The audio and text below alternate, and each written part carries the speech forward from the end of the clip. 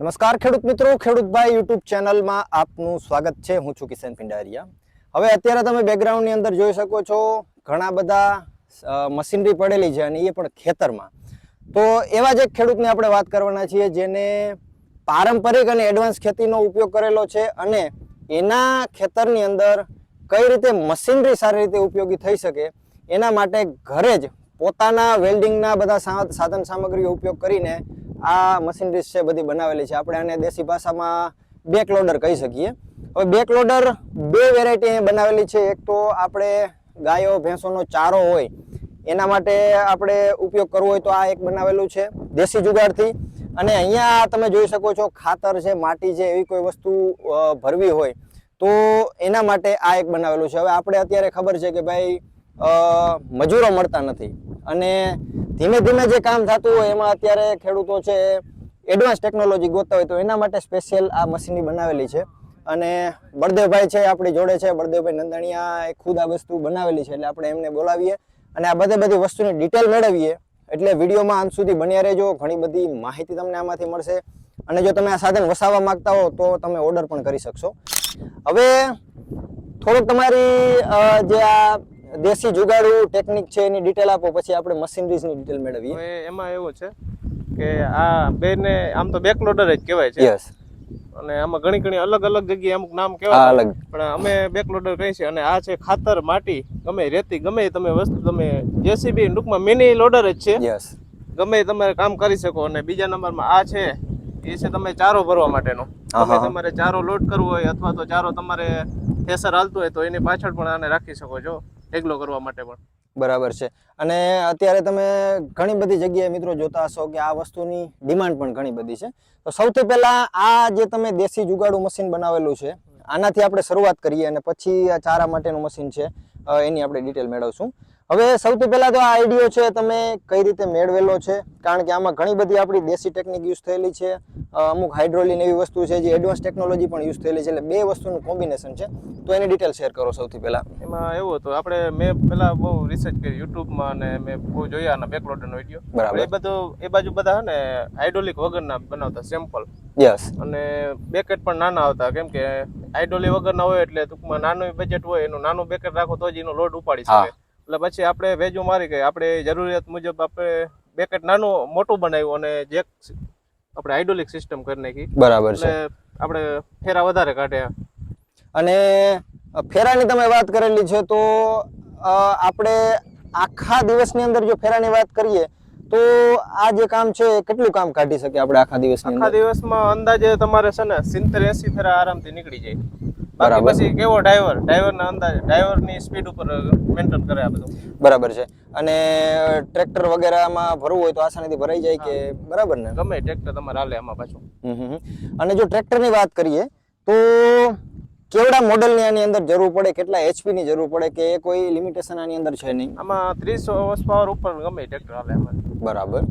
અને લોડ કેટલો પડી શકે જો વધારે વાત કરીએ કે? લોડ આમાં છે ને ટ્રેક્ટરને એટલો બધો પડતો જ નથી. બરાબર. એનો હાઇડ્રોલિક પંપ સારો હોવો જોઈએ. એમ તો નોર્મલ થોડોક મીડિયમ હોય તો હાલે, પણ ટૂંકમાં હાવ નબળો ન ચાલે એમ.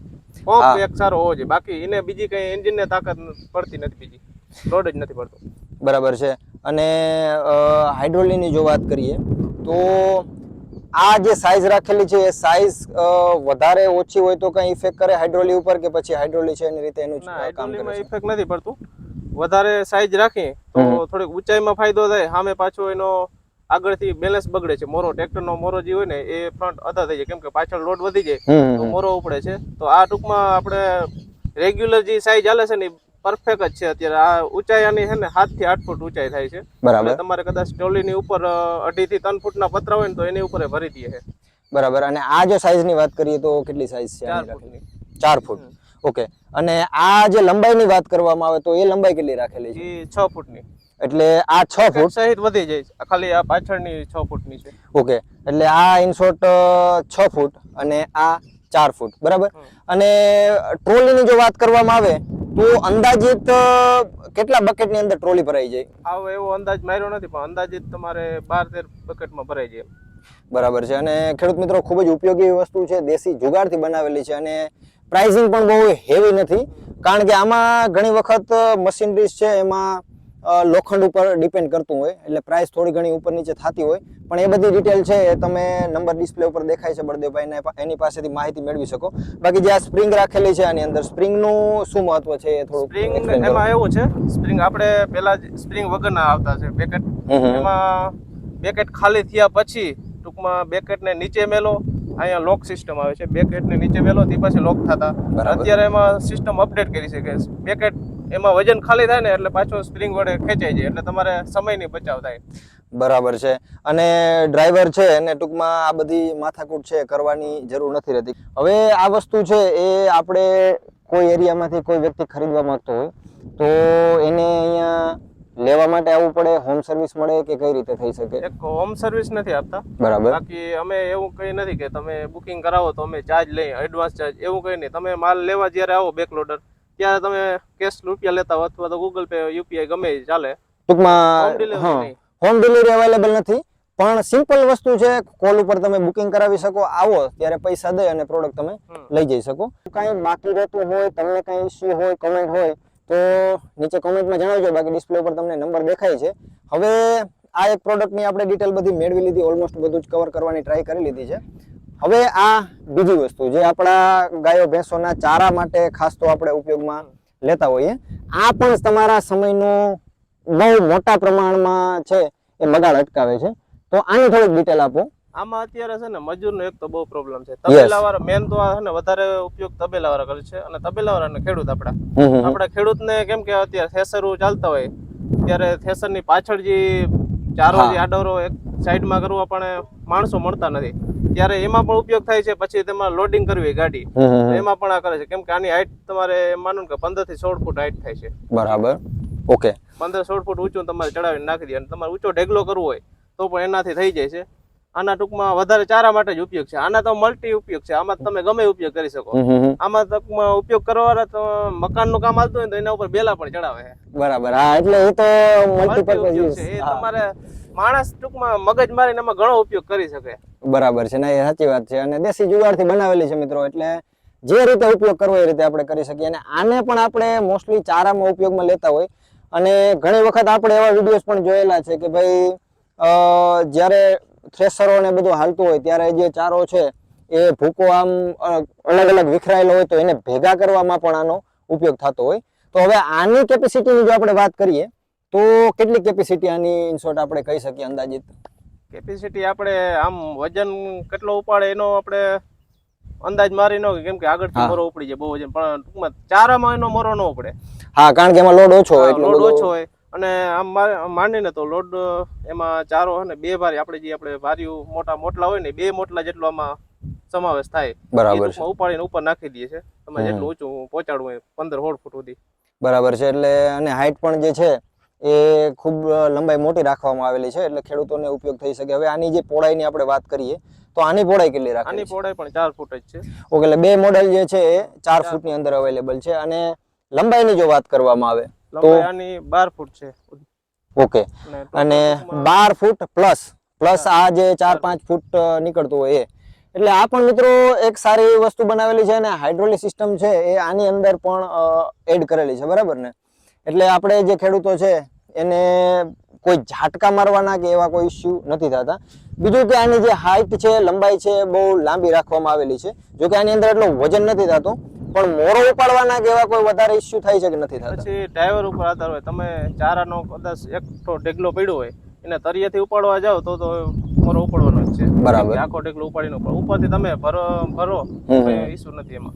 બરાબર. આની અંદર આપણે HP ની જો વાત કરીએ તો કોઈ વધારે તો રિક્વાયરમેન્ટ નથી રહેતી, પણ અંદાજિત 30 આસપાસ. 30 ઉપર ગમે હાલે.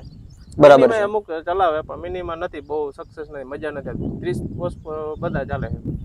બરાબર છે.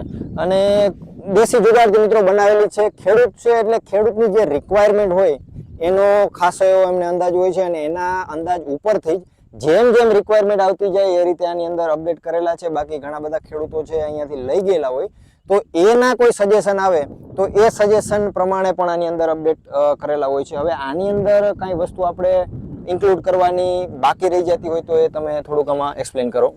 આમાં હે ને અમુક રિક્વાયરમેન્ટ આવે છે ડબલ જેક માટેની, બરાબર. તો એ રિક્વાયરમેન્ટ હોય તો અમે બનાવી દઈએ, પણ એ મોસ્ટલી વધારે ઉપયોગ નથી એટલો બધો. આપણે વધારે રનિંગ આ જ છે. બરાબર. અને તમારું સજેશન શું રહે, ડબલ રાખવું જોઈએ કે સિંગલમાં? સિંગલ. ઓકે. મજા એમાં જ આવશે તમને. અને આની અંદર જો મારે કસ્ટમાઇઝેશન જોતું હોય કે ભાઈ આ તમે જે 12 ફૂટની લંબાઈ રાખેલી છે, મારે 10 ફૂટ જોઈએ કે 8 ફૂટ જોઈએ, તો એ રીતે બને? પછી 15 ફૂટ જવું હોય તો જવાય કે ન જવાય, અથવા તમે બનાવો કે ન બનાવો? હા, બની જાય, પણ પછી એમાં થોડુંક વરવાનો ને એવો પ્રશ્ન રહે, બહુ લોડમાં હાકે તો. બરાબર. એટલે આ રીતના મિત્રો એ પ્રમાણે ટૂંકમાં બનાવવું પડે. ટૂંકમાં એટલી લંબાઈ કરવી હોય ને તો પછી એવી થોડુંક હાથી બનાવવું પડે. ઓકે. અને વજનની જો વાત કરવામાં આવે તો અંદાજિત આની અંદર લોખંડ કેટલું જાય છે? એમાં 250 કિલોના આસપાસ થાય છે. ઓકે. એટલે જે વજન છે એ પણ તમે અંદાજ લગાવી શકો કે ભાઈ 250 કિલોની આસપાસ વજન આમાં જાય છે. અને ઓલા મોડલની અંદર વજન કેટલું હોય છે? સેમ જ વજન છે. સાઈઝમાં ઘણો બધો ફેર છે, એટલે વજન છે એ બી બંને સેમ છે. ખેડૂતોને ટ્રેક્ટરની અંદર જ્યારે આપણે દેશી ભાષામાં કહીએ તો જોડવું હોય તો કેટલો ટાઈમ લે અને પ્રોસેસ કેવી હોય છે? કઈ હાર્ડ હોય છે કે પછી ઈઝીલી થઈ જાય? નહીં, જોડવામાં હાવ આસાન છે. તમે જે બીજા ઓજારો કલ્ટિવેટર અને ખેપાર આપણે જે ગમે જોડતા હોય ને એ જ રીતના છે. 3 પિન મારી એક એક્સ્ટ્રા ખાલી નળી એક મારવાની હોય આમાં, હાઇડ્રોલિક છે એટલે એ તમારે ટેલરની જે નળી હોય ને એમાં જ લાગી, ટેલરના પોઈન્ટમાં જ. બાકી કઈ એક્સ્ટ્રા છે નહીં આમાં. ઓકે. એટલે જોડવામાં બી કઈ મોટો એવો ટૂંકમાં માથાકૂટ કે વધારે ટાઈમ લેવી વસ્તુ નથી. અમુક બનાવે છે એમાં 2 માણસો જોઈએ પછી જૂતે. આમાં ખાલી એક માટી હશે તો એ એકલો માટી તમારે જોડાવી લેશે. એમાં કઈ સિમ્પલ છે હાવ. ઓકે. એટલે ટૂંકમાં સિંગલ પર્સન જે છે ગમે એ કામ ટૂંકમાં આ 2 મશીનમાંથી આ મશીન આ સાધનનો ઉપયોગ કરવો હોય કે ઓલા સાધનનો ઉપયોગ કરવો હોય, બીજા માણસની આમાં રિક્વાયરમેન્ટ નથી રહેતી. વધારે ડિટેલ તમારે જોતી હોય તો ડિસ્પ્લે ઉપર તમને નંબર દેખાય છે, બળદેવભાઈનો કોન્ટેક્ટ કરી શકો. ઓર્ડર કરાવવા હોય તો ઓર્ડર પણ તમે કરાવી શકો. અને આપણા જે એરિયો છે આ એરિયાની અંદર મોસ્ટલી આવા કામ નથી થતા, અને અત્યારે ઘણા બધા નવા ચાલુ થયેલા છે, પણ જૂનું કામ છે બળદેવભાઈનું. અને ઘણા બધા ઓર્ડર્સ મારી નજરે મેં જોયેલા છે, કારણ કે અમારો એક સારો એવો કોન્ટેક્ટ છે, અને એના લીધે આપણે ઘણી વખત જોતા હોઈએ કે ભાઈ 2-4 દિવસે એકાદો ઓર્ડર તો હોય છે, બરાબર ને? એટલે આ રીતનું મિત્રો દેશી જુગાડથી તમે પણ કંઈક વસ્તુઓ બનાવી શકો, ખેડૂતોને ઉપયોગી થઈ શકો, અને એક પ્રકારનો બિઝનેસ પણ તમે ચલાવી શકો. બાકી વધારે જો ડિટેલ જોતી હોય તો ડિસ્પ્લે ઉપર નંબર છે, કોન્ટેક્ટ કરી શકો. અને નીચે કોમેન્ટ જરૂરથી કરજો કે ભાઈ આ બધી સાધન સામગ્રી છે તમને કેટલી ઉપયોગી થાય છે, અને આવી કઈ સાધન સામગ્રી તમે બનાવતા હો તો એ પણ જરૂરથી નીચે કોમેન્ટ કરજો. બાકી તમારા ખેડૂત મિત્રોની અંદર આ વિડીયોને શેર કરો. વિડીયોમાં અંત સુધી બને રહેવા બદલ આપનો ખૂબ ખૂબ આભાર.